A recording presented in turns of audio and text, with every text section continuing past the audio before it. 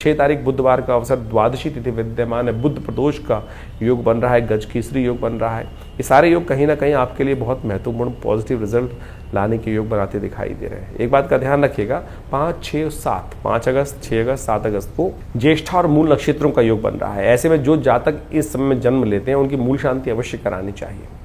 और जिन जातकों ने पहले इन राशियों में जन्म लिया है पूर्व में और उसके बाद उनकी मूल शांति नहीं हुई, तो कई बार क्या होता है, जीवन में बेकार के कष्ट हम समय समय पर चलते रहते हैं। तो ऐसे में उन कष्टों को निवृत्त करने के लिए जब ये नक्षत्र घूम कर आए तो कम से कम 27,000 मंत्र का जप इस दिन से आरंभ करके अवश्य करवा लेना चाहिए।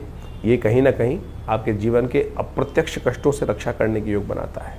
7 तारीख बृहस्पतिवार का अवसर, त्रयोदशी तिथि विद्यमान है इस दिन, और साथ साथ ग्रहों का परिवर्तन का योग बनता दिखाई देगा। और ये परिवर्तन दिन आपके लिए अच्छा दिखाई देता है। शाम से पहले पहले महत्वपूर्ण कार्य पूर्ण करने का प्रयास करें। आने वाले 2-3 दिन थोड़े से भारी दिखाई देते हैं, चाहे वो एंजाइटी डिसऑर्डर हो, थोड़े से अननेसेसरी मन का उतावलापन हो, वो कहीं ना कहीं कष्ट देने का योग बनाएगा। तो ध्यान रखते हुए कार्य करना आपके लिए बहुत ज़रूरी है। रवि योग है इस दिन, पीली चीज़ों का दान करें, गुरुजन का सहारा लें, आपके लिए अच्छा। दोपहर को 2 बजे के बाद रवि योग बनेगा, तो वो आपके लिए खासतौर पे कोई नया कार्य आरंभ करना हो उसके लिए अच्छा योग बनाता है। 8 तारीख शुक्रवार का अवसर, चतुर्दशी तिथि विद्यमान है, सत्यव्रत इस दिन रहेगा। बहुत सारे लोग प्रश्न करते हैं बार बार कि सत्यव्रत एक दिन कब रहेगा, पूर्णिमा के दिन रहेगा या उससे पहले रहेगा। इस दिन दिल्ली के पंचांग के अनुसार से यदि आप देखें तो क्या हो रहा है, शाम के समय जब चतुर्दशी के बाद पूर्णिमा आगमन हो जाएगा, तो पूर्णिमा शाम के समय चंद्रमा जब निकलेंगे तो सत्यव्रत का सुंदर इसी दिन योग बनता है। ग्रीव जयंती भी इस दिन है, भगवान के विष्णु का सुंदर स्तवन।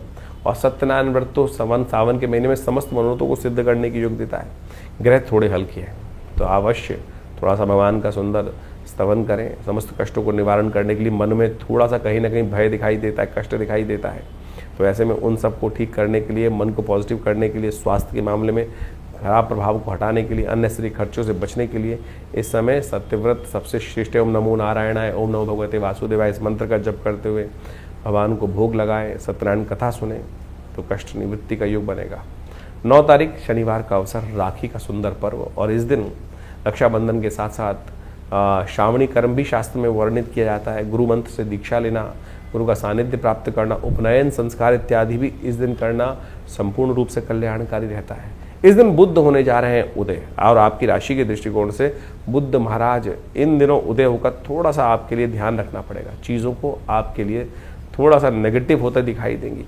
सिंह राशि वालों खासतौर पर ध्यान रखिएगा, कहीं आपकी उपेक्षा चाहे आपके घर में चाहे बाहर में ना होने के योग बन जाए। ऐसे में उस उपेक्षा को दूर करने के लिए आपको विशेष तौर पे हल्दी का टीका अपने माथे पर लगाने का प्रयास करना चाहिए।